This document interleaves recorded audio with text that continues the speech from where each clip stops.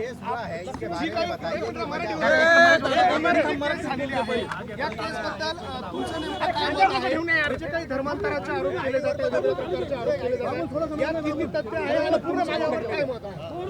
बघा, सर्वात पहिले तर आहे ना, ही केस जी झाली ना, याच्यातले मूळ जो आरोपी आहे ना दानिश, एक मिनिट थांबा रे, याच्यातला जो मूळ आरोपी आहे ना दानिश, ज्याच्यावरती येतं हे इलिगेशन्स होते, तो आरोपी आहे काय आहे, तो येतं महिनाभरापासून आहे ना, तो सेंट्रल जेलला आहे.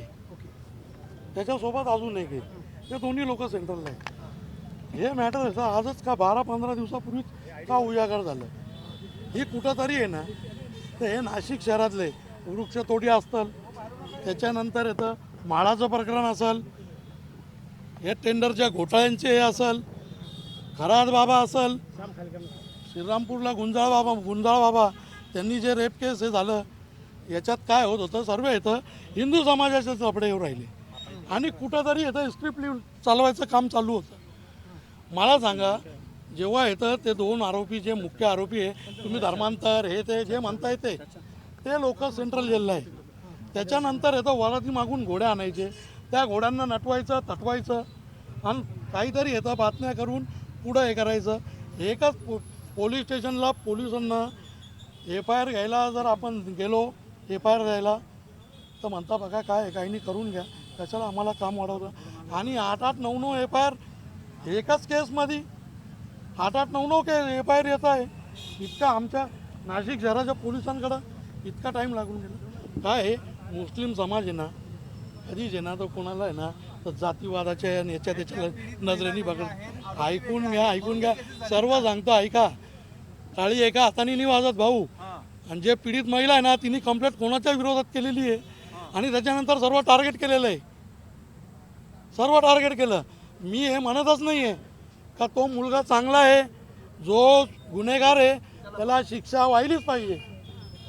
मी त्याला पाठीशी घालणारच नाही, कारण ते आमच्या रक्तात पण नाही आहे.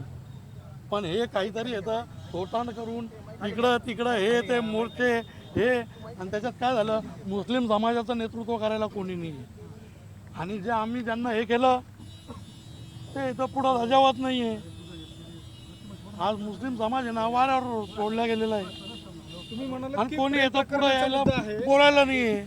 आता प्रेम प्रकरणाचाच मुद्दा आहे तो. पण एक मुलगा आहे, त्याचं धर्मांतर झालेलं आहे, त्यांनी देखील तक्रार अरे दिलेली भाऊ आहे. राजा माझ्या, आता आपल्या इथं पोलिसांनी सांगितलं का आम्ही साध्या वेशात गेलो. जेव्हा येतं ह्याच राजाला यांना येतं 2-3 दिवस इन्व्हेस्टिगेशन चाललं, त्यांना पाठवलं, ते परत जॉईन झाले कंपनीत, आणि ती टीम येते त्यांना येतं इन्व्हेस्टिगेशन त्यांचं करत नाही. मग इन्व्हेस्टिगेशन कोणाचं चालू होतं बाबा?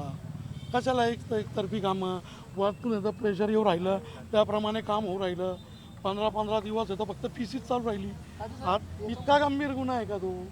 जी निदा खान टार्गेट फरार झालेली आहे, निदा खान आरोपीची फरार झालेली आहे, तिचा खूप राजकीय प्रेशर आहे भाऊ, चालून वरतून सर्व प्रेशर. अरे भाऊ, मी गुन्ह्याबद्दल बोलतच नाही. तुम्ही आहे ना, शब्दाला आहे ना तर फोडू नका. जो मुद्दा आहे त्याच्यावरच बोला. याच्यामध्ये जी हे बघा, अहो खूप येऊ राहिलं मुस्लिम समाजाच्या लोकांवर आहे ना. आता पूर्ण समाज तुम्ही बघू राहिले, तुम्ही किती दिवसापासून कव्हरेज करू राहिले, आणि कोण मुस्लिम समाजाचं येऊ राहिलं पुढं सांगा मला? शंड आहे का सर्व?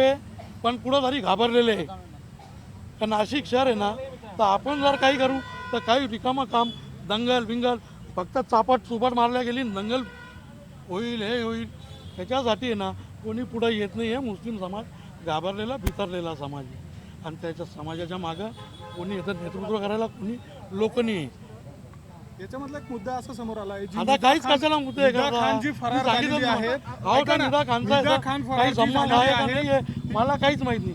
मी 1-1.5 वर्षापूर्वी है ना, फंसा है नहीं फंसा है तो भी वो है, तो उसमें अप्रोच है, अगर मैटर से तो उनको सजा होने ही वाली, मगर जो नहीं है उनको इन्वेस्टिगेशन में लेके उनको नाम में ये करने का कोई मतलब नहीं है. आज पूरी फैमिलीज परेशान है. हाँ, कौन फंसा रहा है आपको लगता है ऐसा?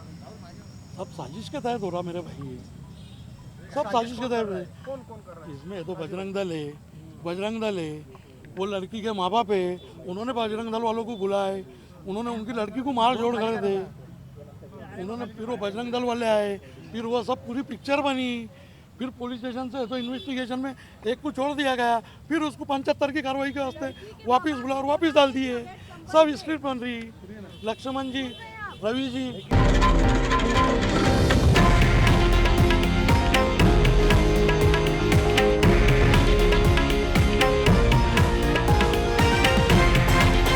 हे आहे देशातील नंबर 1 न्यूज नेटवर्क आणि आपण पाहत आहात TV9 मराठी, एकमेव।